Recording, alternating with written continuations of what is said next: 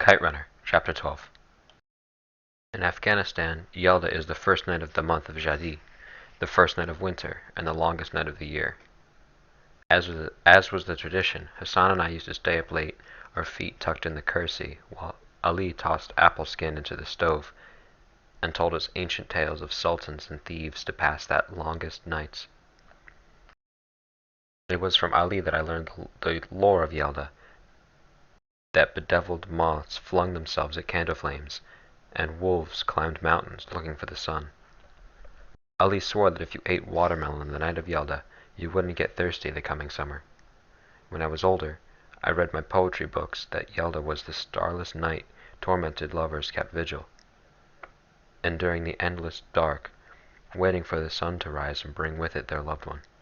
After I met Soraya Tahiri, every night of the week became a Yelda for me, and when Sunday mornings came, I rose from bed, Soraya Tahiri's brown-eyed face already in my head.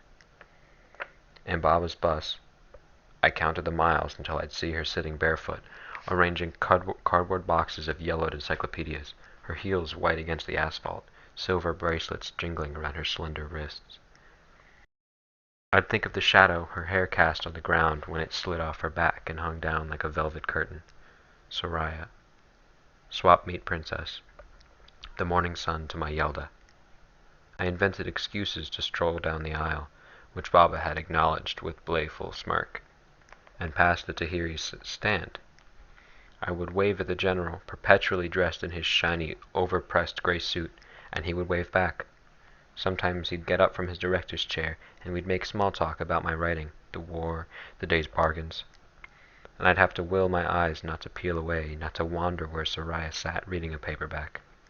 The general and I would say our goodbyes, and I'd try not to slouch as I walked away. Sometimes she sat alone, the general off to some other row, to socialize, and I would walk by, pretending not to know her, but dying to. Sometimes she was there with a poetly middle-aged woman, with pale skin and dyed red hair. I promised myself that I wouldn't talk to her before the summer was over. But schools reopened. The leaves reddened, yellowed, and fell. The rains of winter swept in and wakened Baba's joints. Baby leaves sprouted once more, and I still hadn't had the heart, the dil, to even look in her eye. The spring quarter ended in late May 1985. I aced all of my general education classes, which was a minor miracle given how I'd sit in lectures and think of the soft hook of Soraya's nose. Then, one sweltering Sunday that summer, Baba and I were at a flea market, sitting at our booth, fanning our faces with newspapers. Despite the sun bearing down like a branding iron, the market was crowded that day, and sales had been strong. It was only 12:30, but we'd already made $160. I got up, stretched, and asked Baba if he wanted a Coke. He said he loved one. "Be careful, Amir," he said as I began to walk. "Of what, Baba?" "I'm not an amak, so don't play stupid with me." "I don't know what you're talking about." "Remember this," Baba said, pointing at me. "The man is a Pashtun to the root. He has Nang and Namos." Nang, Namos, honor and pride, the tenets of Pashtun men, especially when it came to the chastity of a wife, or a daughter. "I'm only going to get us drinks. Just don't embarrass me, that's all I ask." "I won't. God, Baba." Baba lit a cigarette and started fanning himself again. I walked toward the concession booth initially, then turned left at the t-shirt stand, where, for $5, you could have the face of Jesus, Elvis, Jim Morrison, or all three pressed on a white nylon t-shirt. Mariachi music played overhead, and I smelled pickles and grilled meat. I spotted the Tahiri's gray van 2 rows from ours, next to a kiosk selling mango on a stick. She was alone, reading. White ankle-length summer dress today, open-toed sandals, her hair pulled back and crowned with a tulip-shaped bun. I meant to simply walk by again, and I thought I had, except suddenly I was standing at the edge of Tahiri's white tablecloth, staring at Soraya across curling irons and old neckties. She looked up. "Salam," I said. "I'm sorry to be Mozahem. I didn't mean to disturb you." "Salam." "Is General Sahib here today?" I said. My ears were burning. I couldn't bring myself to look in her eye. "He went that way," she said, pointing to her right. The bracelet slipped down to her elbow. silver against olive. "Will you tell him I stopped by to pay my respects?" I said. "I will." "Thank you," I said.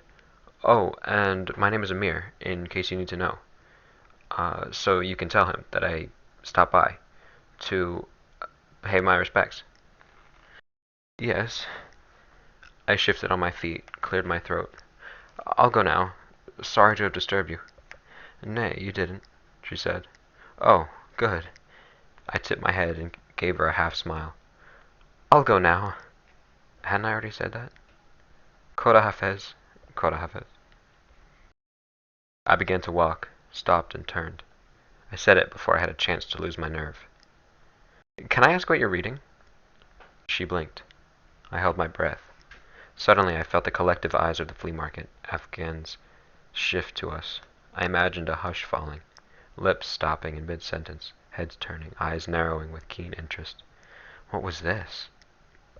Up to that point, our encounter could have been interpreted as a respectful inquiry, one man asking for the whereabouts of another man. But I'd asked her a question, and if she answered, we'd be chatting. Me, a Mojarrad, a single young man, and she an unwed young woman. One with a history, no less. This was teetering dangerously on the verge of gossip material, and the best kind of it. Poisoned tongues would flap, and she would bear the brunt of that poison, not me. I was fully aware of the Afghan double standard that favored my gender. Not, "Did you see him chatting with her?" but, "Whoy, did you see how she wouldn't let him go? What a luchak!" By Afghan standards, my question had been bold. With it, I had barred myself and left little doubt as to my interest in her. But I was a man, and all I had to risk was a bruised ego. Bruises healed. Reputations did not. Would she take my dare? She turned the book over so the cover faced me. Wuthering Heights. "Have you read it?" she said. I nodded. I could feel the pulsating beat of my heart behind my eyes. "It's a sad story." "Sad stories make good books," she said. "They do." "I heard you write." How did she know? I wondered if her father had told her. Maybe she had asked him. I immediately dismissed both scenarios as absurd. Fathers and sons could talk freely about women. But no Afghan girl, no decent and muhtaram Afghan girl at least, carried her father about a young man. And no father, especially a Pashtun with Nang and Namus, would discuss a Mojarrad with his daughter, not unless the fellow in question was a Kastigar, a suitor, who had done the honorable thing and sent his father to knock on the door. Incredibly, I heard myself say, "Would you like to read one of my stories?" "I would like that," she answered. I sensed an unease in her now, saw it in the way her eyes began to flick side to side, maybe checking for the general. I wondered what he would say if he found me speaking for such an inappropriate length of time with his daughter.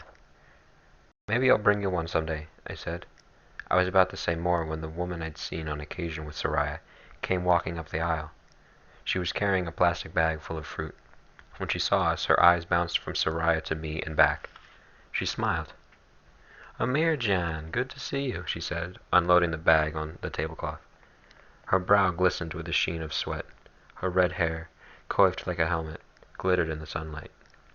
I could see bits of her scalp where the hair had thinned. She had small green eyes buried in a cabbage-round face, capped teeth, and little fingers like sausages. A golden Allah rested on her chest, the chain burrowed under the skin tags and folds of her neck. "I am Jamila, Soraya Jan's mother. Salam, Kalajan," I said, embarrassed, as I often was around Afghans, that she knew me and I had no idea who she was. "How is your father?" she said. "He's well, thank you." "You know, your grandfather, Ghazi Sahib, the judge? Now, his uncle and my grandfather were cousins," she said. "So you see, we're related." She smiled a cap-toothed smile, and I noticed the right side of her mouth drooping a little. Her eyes moved between Soraya and me again. I'd asked Baba once why General Tahiri's daughter hadn't married yet. "No suitors," Baba said. "No suitable suitors," he amended. But he wouldn't say more. Baba knew how lethal idle talk could prove to a young woman's prospects of marrying well. Afghan men, especially those from reputable families, were fickle creatures. A whisper here, an insinuation there, and they fled like startled birds. So weddings had come and gone, and no one had sung a Hesta Boro for Soraya. No one had painted her palms with henna. No one had held a Koran over her headdress, and it had been General Tahiri who danced with her at every wedding. And now this woman, this mother, with her heartbreakingly eager, crooked smile and the barely veiled hope in her eyes. I cringed a little at the position of power I'd been granted, and all because I had won the genetic lottery that had determined my sex. I could never read the thoughts in the General's eyes, but I knew this much about his wife. If I was going to have an adversary in this, whatever this was, it would not be her. "Sit down, Amirjan," she said. "Soraya, get him a chair, Bakrim, and wash one of those peaches. They're sweet and fresh." "Nay, thank you," I said. "I should get going. My father's waiting." "Oh?" Khanum Tahiri said, clearly impressed that I'd done the polite thing and declined the offer. "Then here, at least have this." She threw a handful of kiwis and a few peaches into a paper bag, and insisted I take them. "Carry my salam to your father, and come back to see us again." "I will. Thank you, Kalajan," I said. Out of the corner of my eye, I saw Soraya looking away. "I thought you were getting coaxed," Baba said, taking the bag of peaches from me. He was looking at me in a simultaneously serious and playful way. I began to make something up, but he bit into a peach and waved his hand. "Don't bother, Amir. Just remember what I said." That night in bed, I thought of the way dappled sunlight had danced in Soraya's eyes, and of the delicate hollows above her collarbone. I replayed our conversation over and over in my head. Had she said, "I heard you write," or "I heard you're a writer"? Which was it? I tossed on my sheets and stared at the ceiling, dismayed at the thought of 6 laborious, interminable nights of Yelda until I saw her again. It went on like that for a few weeks. I'd wait until the General went for a stroll, then I'd walk past the Tahiri stand. If Khanum Tahiri was there, she'd offer me tea and a kulcha, and we'd chat about Kabul in the old days, the people we knew, her arthritis. Undoubtedly, she had noticed that my appearances always coincided with her husband's absences, but she never let on. "Oh, you just missed your kaka," she said. I actually liked it when Khanum Tahiri was there, and not just because of her admirable ways. Soraya was more relaxed, more talkative with her mother around, as if her presence legitimized whatever was happening between us, though certainly not to the same degree that the General's would have. Khanum Tahiri's chaperoning made our meetings, if not gossip-proof, then less gossip-worthy, even if her borderline fawning on me clearly embarrassed Soraya. One day, Soraya and I were alone at their booth talking. She was telling me about school, how she too was working on her general education classes at Olone Junior College in Fremont. "What will you major in?" "I really want to be a teacher," she said. "Really? Why?" "I've always wanted to. When we lived in Virginia, I became ESL certified. Now I teach at the public library 1 night a week." My mother was a teacher too. She taught Farsi and history at Zarguna High School for girls in Kabul. A pot-bellied man in a deerstalker hat offered $3 for a $5 set of candlesticks, and Soraya let him have it. She dropped the money in a little candy box by her feet. She looked at me shyly. "I want to tell you a story," she said, "but I'm a little embarrassed about it." "Tell me. It's kind of silly. Please tell me." Well, when I was in 4th grade in Kabul, my father hired a woman named Ziba to help around the house.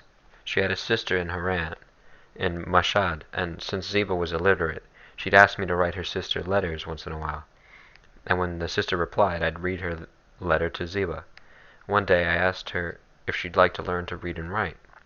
She gave me this big smile, crinkling her eyes, and said she'd like that very much.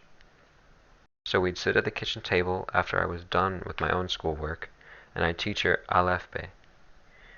I remember looking up sometimes in the middle of homework and seeing Ziba in the kitchen stirring meat in the pressure cooker, then sitting down with a pencil to do the alphabet homework I'd assigned her the night before. Anyway, within a year, Ziba could read children's books. We sat in the yard and she read me the tales of Dara and Sara, slowly but correctly. She started calling me Mo'alem Soraya, Teacher Soraya. She laughed again. I know it sounds childish, but the first time Ziba wrote her own letter, I knew there was nothing else I'd ever want to be but a teacher. I was so proud of her, and I felt I'd done something really worthwhile, you know? Yes, I lied. I thought of how much I had used my literacy to ridicule Hassan, how I had teased him about big words he didn't know. My father wants me to go to law school.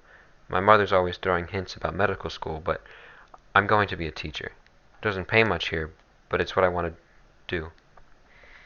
My mother was a teacher too, I said.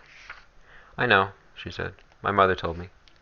Then her face reddened with a blush at what she had blurted, at the implication of her answer that mere conversations took place between them when I wasn't there. It took an enormous effort to stop myself from smiling. I brought you something. I fished the roll of stapled pages from my back pocket. As promised. I handed her one of my short stories. Oh, you remembered, she said, actually beaming. Thank you. I barely had time to register what she'd addressed me with to before for the first time, and not the formal Shoma, because suddenly her smile vanished. The color dropped from her face, and her eyes fixed on something behind me. I turned around, came face to face with General Tahiri. Amirjan, our aspiring storyteller. What a pleasure, he said. He was smiling thinly. Salam, General Sahib, I said through heavy lips. He moved past me toward the booth. What a beautiful day it is, nay? He said, thumb hooked in the breast pocket of his vest. The other hand extended toward Soraya.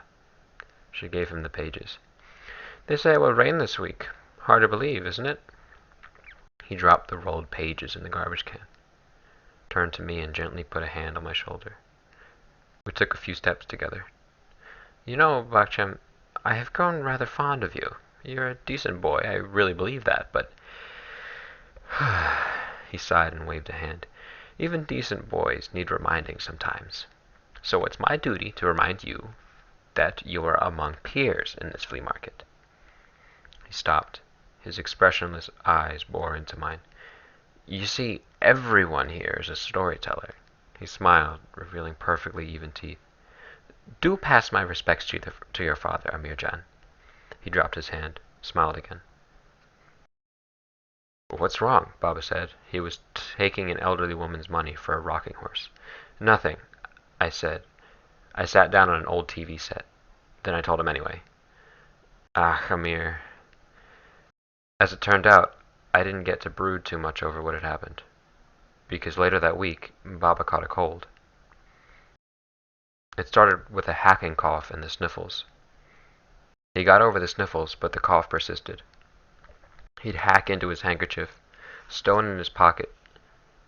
I kept after him to get it checked, but he'd wave me away. He hated doctors and hospitals. To my knowledge, the only time Baba had ever gone to a doctor was the time he'd caught malaria in India. Then, 2 weeks later, I caught him coughing a wad of blood-stained phlegm into the toilet. How long have you been doing that? I said. What's for dinner? He said. I'm taking you to the doctor. Even though Baba was a manager at the gas station, the owner hadn't offered him health insurance, and Baba, in his recklessness, hadn't insisted.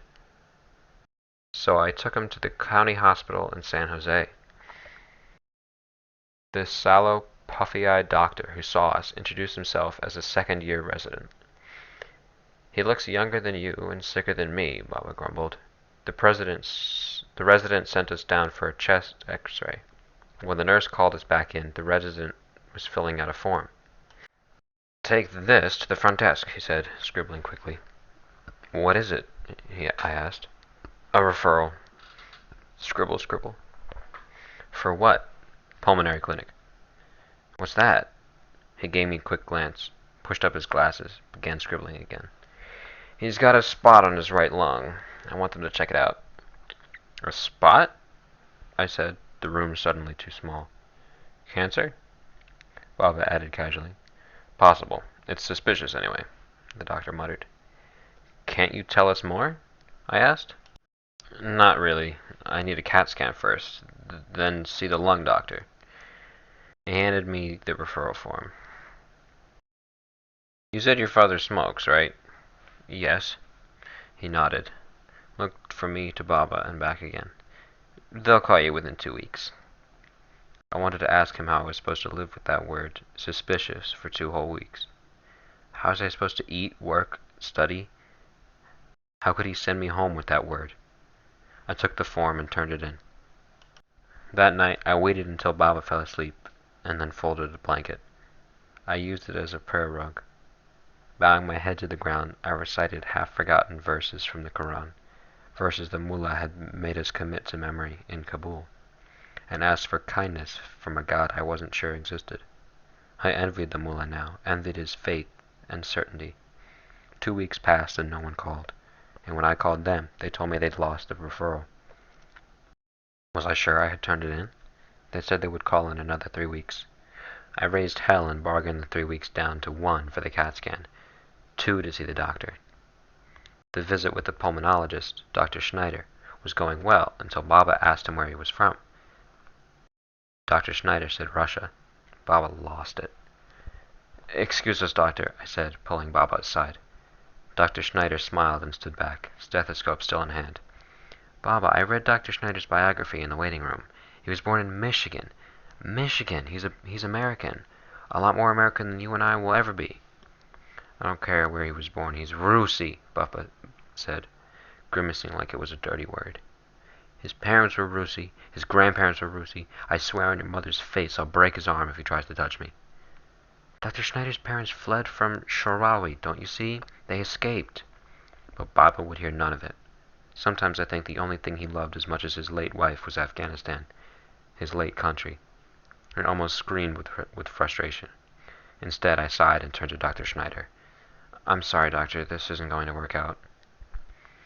The next pulmonologist, Dr. Amani, was Iranian, and Baba approved. Dr. Amani, a soft-spoken man with a crooked mustache and a mane of gray hair, told us he had reviewed the CAT scan results and that he would have to perform a procedure called a bronchoscopy to get a piece of the lung mass for pathology. He scheduled it for the week following. I thanked him as I helped Baba out of the office, thinking that now I had to live a whole week with this new word, mass, an even more ominous word than suspicious. I wish Shariah was there to help me. It turned out, like Satan, cancer had many names. Baba's was called oat cell carcinoma, advanced, inoperable. Baba asked Dr. Amani for a prognosis. Dr. Amani bit his lip, used the word grave. There is chemotherapy, of course, he said, but it would only be palliative. What does that mean? Baba asked. Dr. Amani sighed. It means it wouldn't change the outcome, just prolong it. That's a clear answer, Dr. Amani. Thank you for that, Baba said, but no chemo medication for me. He had the same resolved look on his face as the day he dropped the sack of food stamps on Mrs. Dobbins' desk. But Baba, don't you challenge me in public, Amir, ever. Who do you think you are? The rain General Tahiri had spoken about at the flea market was a few weeks late, but when we stepped out of Dr. Amani's office, passing cars sprayed grimy water onto the sidewalks. Baba lit a cigarette.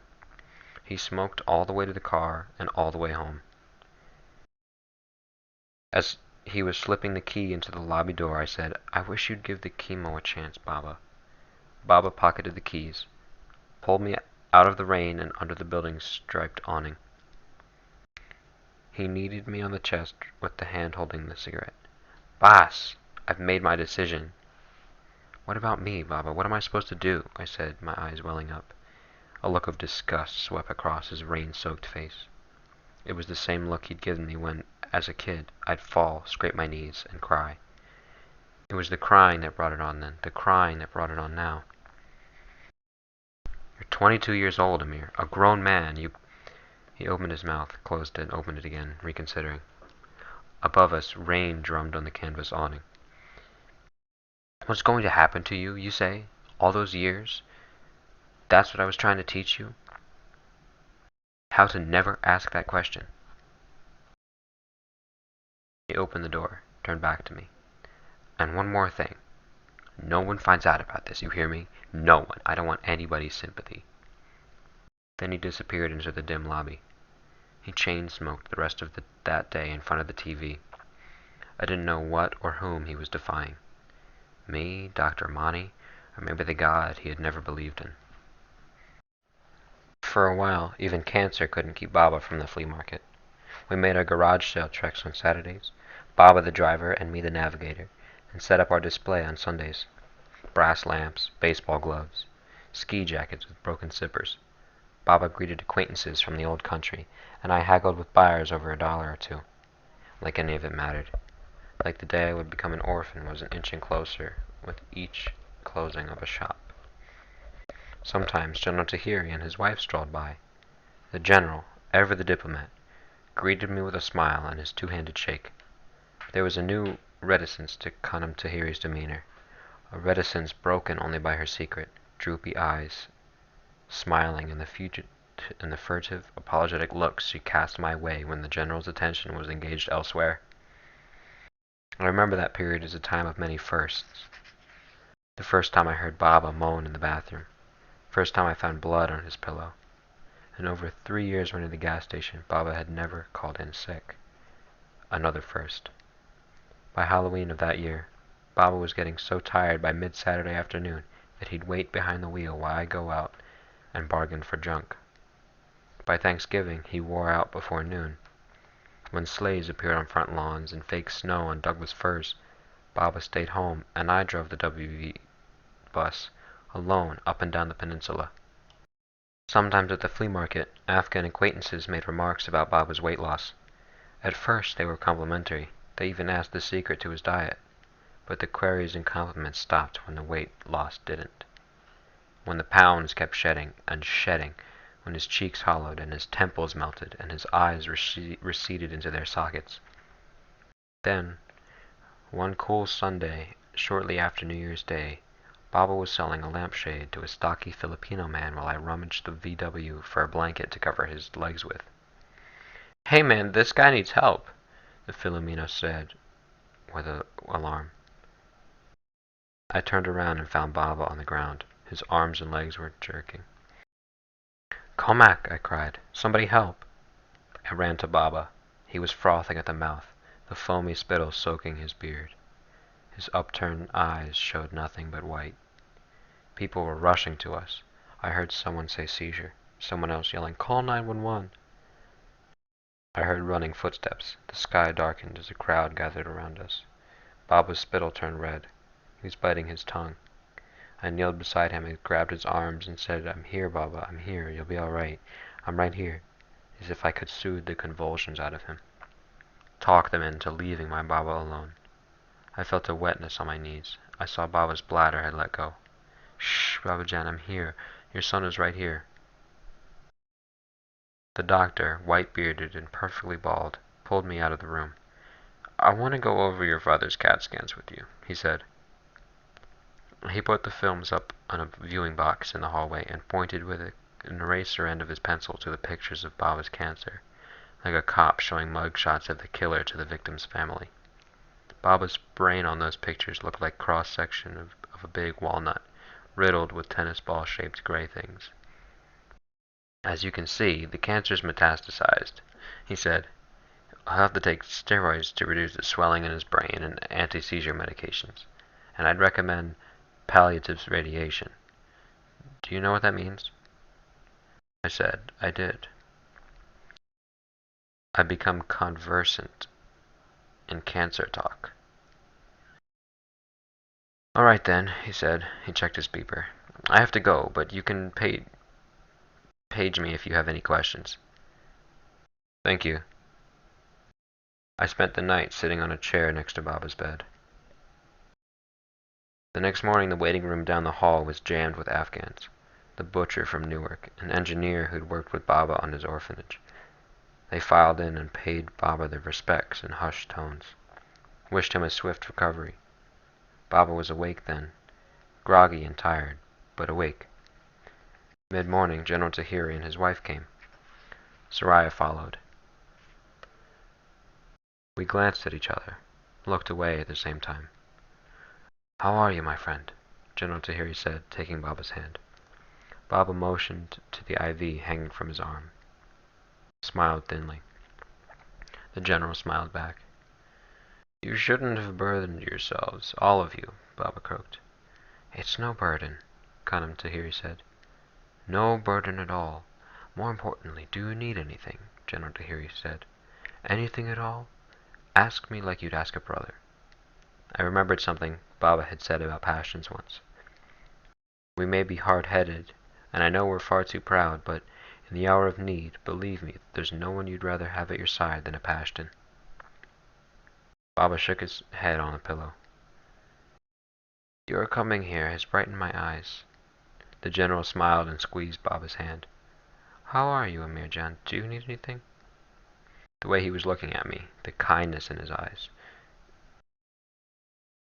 "Nay, thank you, General Sahib. I'm—" A lump shot up in my throat and my eyes teared over. I bolted out of the room. I wept in the hallway by the viewing box where, the night before, I'd seen the killer's face. Baba's door opened and Soraya walked out of his room. She stood near me. She was wearing a gray sweatshirt and jeans. Her hair was down.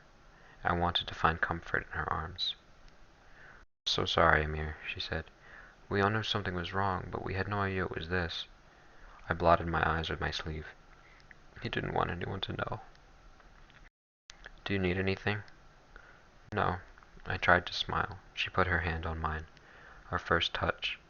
I took it, brought it to my face. My eyes. I let it go. "You'd better go back inside, or your father will come after me." She smiled and nodded.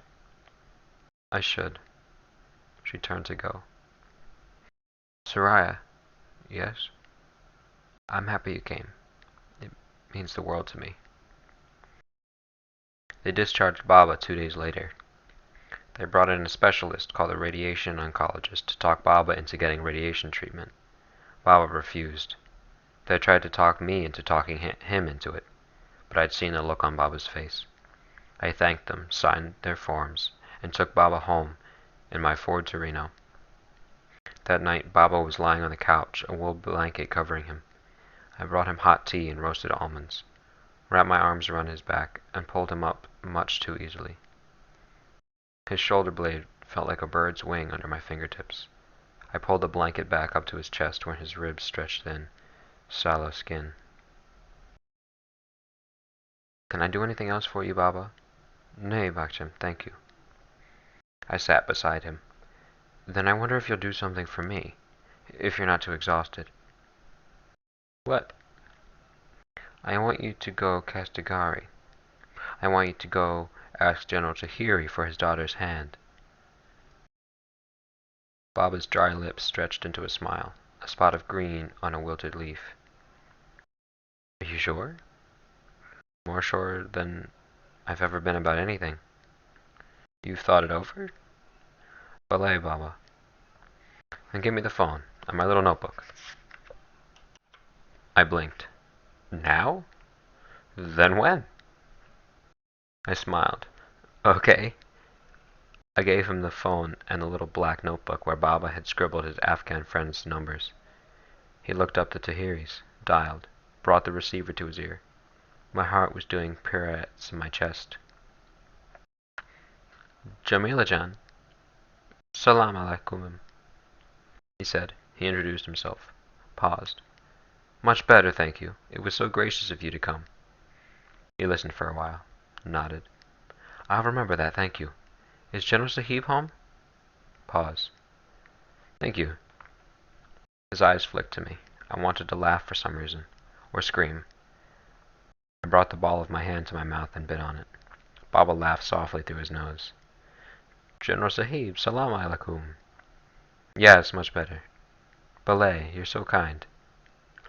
"General Sahib, I'm calling to ask if I may pay you and Khanum Tahiri a visit tomorrow morning. It's an honorable matter." "Yes." 11 o'clock is just fine. Until then. Khuda Hafez." He hung up. We looked at each other. I burst into giggles. Baba joined in. Baba wet his hair and combed it back. I helped him into a clean white shirt and knotted his tie for him, nothing the 2 inches of empty space between the collar button and Baba's neck. I thought of all the empty spaces Baba would leave behind when he was gone, and I made myself think of something else. He wasn't gone. Not yet. And this was a day for good thoughts. The jacket of his brown suit, the one he'd worn to my graduation, hung over him. Too much of Baba had melted away to fill it in anymore. I had to roll up the sleeves. I stooped and tied his shoelaces for him. The Tahiris lived in a flat, one-story house in one of the residential areas in Fremont known for housing a large number of Afghans. It had bay windows, a patched roof, and an enclosed front porch on which I saw potted geraniums. The general's gray van was parked in the driveway. I helped Baba out of the Ford and slid back behind the wheel. He leaned in the passenger window. "Be home. I'll call you in an hour." "Okay, Baba," I said. "Good luck." He smiled. I drove away. In the rearview mirror, Baba was hobbling up the Tahiri's driveway for one last fatherly duty. I paced the living room of our apartment, waiting for Baba's call. 15 paces long, 10.5 paces wide.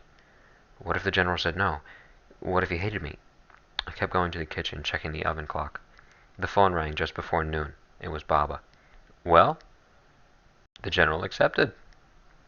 I let out a burst of air, sat down. My hands were shaking. "He did?" "Yes, but Sarayajan is upstairs in her room. She wants to talk to you first." "Okay." Baba said something to someone and there was a double click as he hung up. "Amir?" Saraya's voice. "Salam." "My father, and yes." "I know," I said. I switched hands. I was smiling. "I'm so happy, I don't know what to say." "I'm happy too, Amir. I can't believe this is happening." I laughed. "I know." "Listen," she said, "I want to tell you something. Something you have to know before—" "I don't care what it is. You need to know. I don't want it to start with secrets, and I'd rather you hear it from me. It will make you feel better.